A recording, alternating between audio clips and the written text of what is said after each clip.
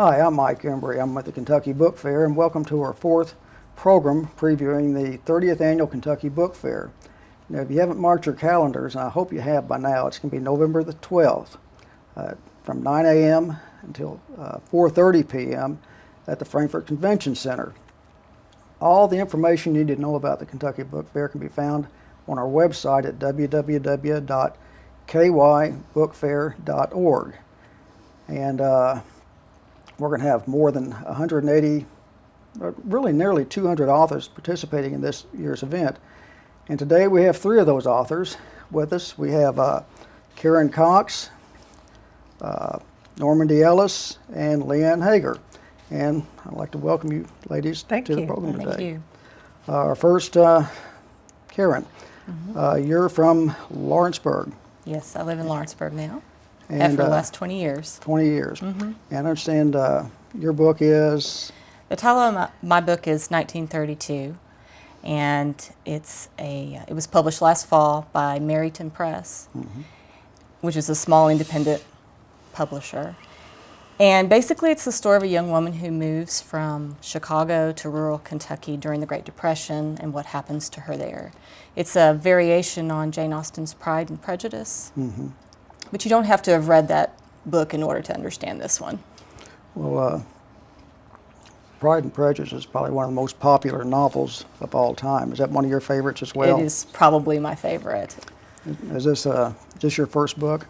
Yes, it is. And what prompted you to sit down and write a novel?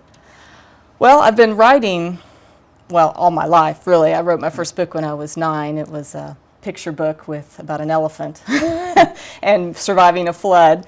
But I really started writing more seriously about 5 or 6 years ago. And I belong to an online community of people who enjoy Jane Austen's work and the paraliterature that goes along with that. And we write stories for each other for fun. And I wrote this one, and a lot of the other readers said, you really ought to get this published. And Merryton Press is associated with this website, and they contacted me and asked me if I would be interested in publishing it, and it sort of went from there. It was pretty smooth, I think, for a first-time author. When you started writing, and when you decided, I'm going to write a novel, how long did it take you from start to finish? I know you said you were part of this online group, but when you really, sat down. Probably, I'm trying to think. From the time that I sort of had the vague idea in my mind until I posted the story, that was probably about 4 months. And the first draft I wrote probably in about 6 weeks. Once I got going, I just kept going and going and going. Then, of course, there were editing and things like that to do. So it was probably about 7 or 8 months from the time no, it was longer than that. It was more like 10 months from the time I conceived the idea until it was published. Well, the rewrites and editing, that's always a lot of fun, isn't it? Actually, that's my favorite part. Oh, really? Okay. The hardest part for me is the rough draft. So I love to edit. But when you started writing it then, you say it took you how long?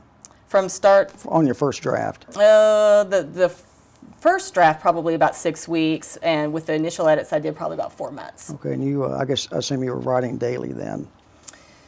As much as I can. I have 2 children and jobs, so I try to. The best time for me to write is in the morning when the house is really quiet. So, I understand the book itself is won a bronze medal at the Independent Publishers Book Awards. Okay, and what is that?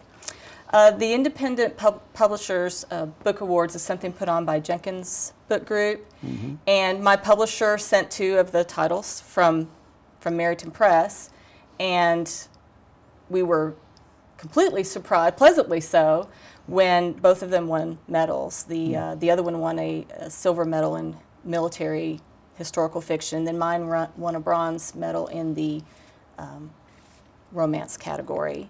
And I went to New York by myself for the first time to accept that award in May. So it was pretty exciting for you then. It was very exciting, very unexpected, very exciting. Have you seen a spike in book sales since then? I did a little bit right about that time. And then I also did sort of a web event of Austin paraliterature with other authors. It's a much bigger pond than I knew, initially, but and there was a little spike then too. Okay. Now, I understand this book here, your novel is really aimed toward for adult readers. Yes, it is. It's a love story. Okay.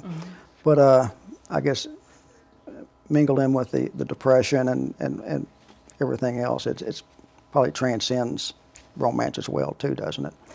Yes, to some extent. One thing that people seemed to respond to when I first posted this story online was a lot of people said to me that it reminded them of stories that their parents or their grandparents had told them about that time.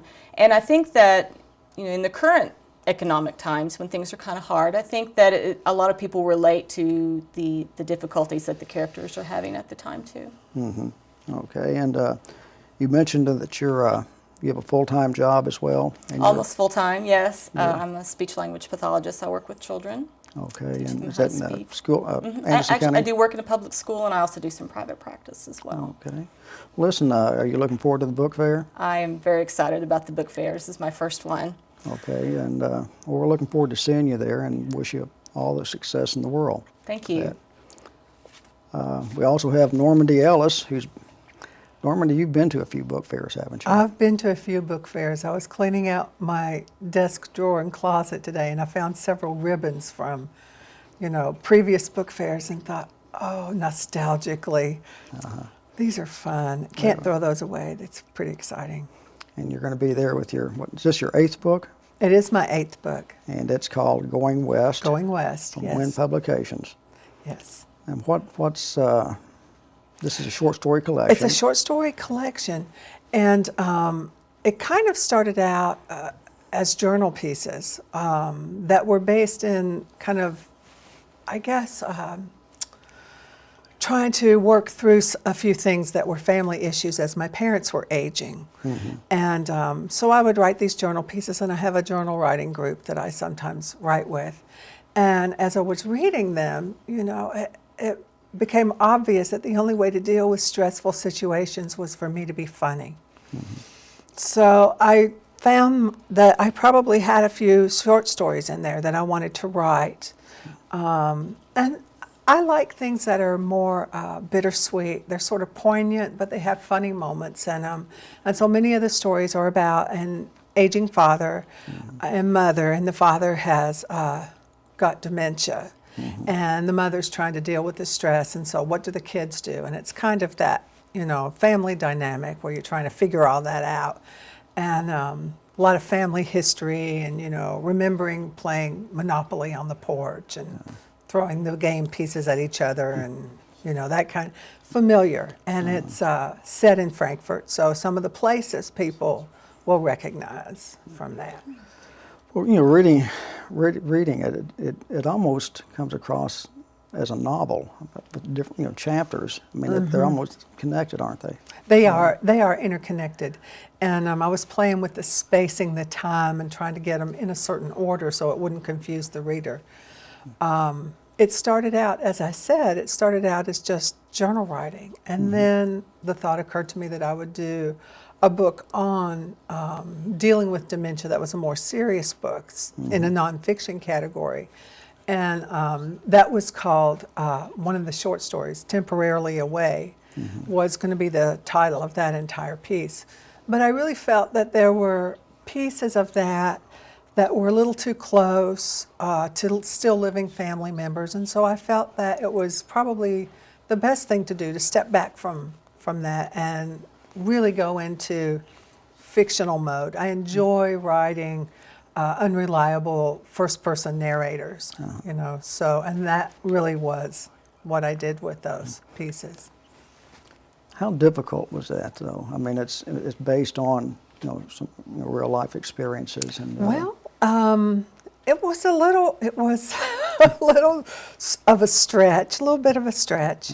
And it really felt, though, that it was important to honor the way people were and the way people are and what one is trying to become, your sort of like, soul impulse, And so I really wanted to give everybody the benefit of the doubt that, we go through these difficult circumstances, and we do triumph in one way or another. You know, maybe not quite in the ways we always think we will, but it really was very healing for me and for the rest of my family as well. Did you run this through your family, or? Well, I told them that I was going to do the book. And I teased them sort of and said, well, I was going to put something in the front that said, any resemblance to people living or dead is your own fault. But then, you know, at the end they said, well, as long as it's fiction, it's fine, you know. And so I didn't really run each story by them, but I ran it by my internal editor that felt, if I were writing, someone had written this about me, how would I feel? So, you know. And I assume they've read My other books, yes. Yes. And my mother even once said to me, oh, I always wanted to be a character. So indeed she is. Now you've written, what, 8 books? And has most of your books been nonfiction, or? It's really half and half. Really? I've Okay. written 4 fiction and 4 nonfiction. And so I'll have the 2 fiction books there this year. And I will have 2 new nonfiction books coming out within the space of the next year from Inner Traditions. And they will be at next year's book fair, I hope. My Okay. fingers crossed. You run I wouldn't say run, but you have a retreat center, writers yeah. retreat. And tell us about that. Penthouse Retreat Center is a place where writers can come. We have rooms upstairs. It's an old farmhouse, 1866.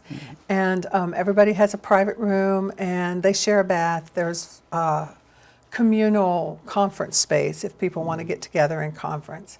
You can come and stay there. We feed you, 3 meals a day out of our garden. And if you would like a consultation on your manuscript, I'm available to do that. But if you would just like to work, I'm available to do that too. We have Wi-Fi in the house, so you can do your research while you're there, and a printer and so on. And you also travel a lot, don't you? I do. And Egypt I is do. your Egypt favorite? is my second home, yes. And we'll probably be going on another trip October 2012. So I'm very excited about that. Let's hope everything settles down over there. Well, I was going to ask you that, follow up with that. I mean, how are things? I mean, it's from your, your friends there. Well, I Is was it there safe to go in to Egypt? March. I was there Okay. in March. So in between, the revolution and figuring out things now. And there were not very many people there. So we really kind of had our choice of the places we want to be and how long we were there. Tourists are one of their main industries, so we were very needed. And though I don't normally tell people, to do so, I said, look, go shopping because these people need your help. And it was really very nice. There were not a lot of people begging. There was a lot of time in each temple. People were very nice to us, and we had a private boat that we stayed on, and a chef, a private chef. So he cooked for whatever you needed if you were, vegan or milk intolerant. So we had really good facilities. We went inside the Great Pyramid. The guards were outside waiting for us. Standing guard, dawn at the Temple of Isis. So some really nice things, and people were very supportive. I remember meeting this young woman on the airplane. She had a purple thumb, and asked her about the elections and so on that were upcoming. And, she was one of those young folks who had started, the movement for change, and was telling me a story about how